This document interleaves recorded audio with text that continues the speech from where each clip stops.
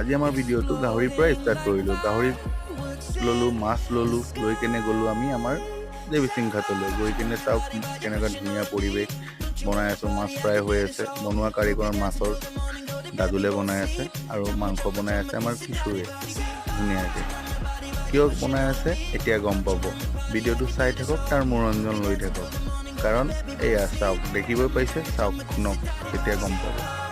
Happy birthday to you. Happy birthday, dear Vishal. Happy birthday to you.